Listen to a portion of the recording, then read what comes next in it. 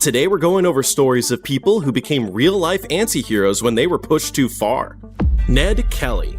It's 1865, and in the small farming town of Avenel, Australia, an 11-year-old boy named Ned Kelly is walking along a creek when he hears screaming. A 7-year-old has fallen in and is drowning. Without hesitation, Ned jumps into the water and pulls him out, saving his life. He's given a bright green sash as a thank you for his heroism, and he proudly parades it around town. Ned is a good kid who is trying to survive in an impossible situation.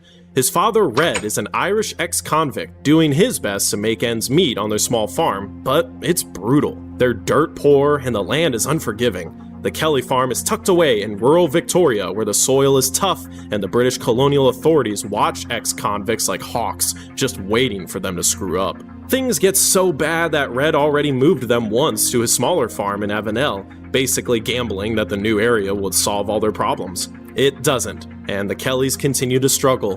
One day, a calf wanders onto their property. Red looks at his starving children and then looks at this calf. Desperate and with no options, he kills it to feed his family.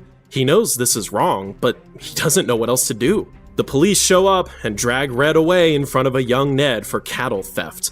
He's sentenced to 6 months of hard labor. He comes back a broken man and spirals into alcohol abuse.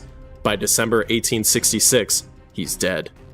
At just 12 years old, Ned Kelly is now the man of the house. He's got 7 other siblings, and the responsibility of keeping his entire family alive just landed on his shoulders. The Kellys moved to Greta to be with his mom's extended family, but that doesn't magically solve their poverty problem. Ned needs money, and he needs it fast. So when bushranger Harry Power offers to take him on as an apprentice, Ned, now desperate, agrees. They become quite the duo, and Power teaches him everything: how to rob, how to survive in the bush, and how to stay one step ahead of the law. This goes on until June 1870, when Power gets arrested. Everyone knows Ned was involved, but there's no actual proof, so he walks free, and for a minute, it seems like maybe he got away with it. But in April 1871, Ned's riding around on a horse that belongs to a family friend when a cop attacks him out of nowhere. Ned gets subdued and pistol whipped, and here's the kicker. Turns out the horse had been stolen, just not by Ned. He's sentenced to 3 years of hard labor. When Ned finally gets out of prison, he tries to go straight, but his reputation precedes him everywhere. No one is willing to give him a chance at redemption. Eventually, he realizes that it's no use and goes back to a life of crime.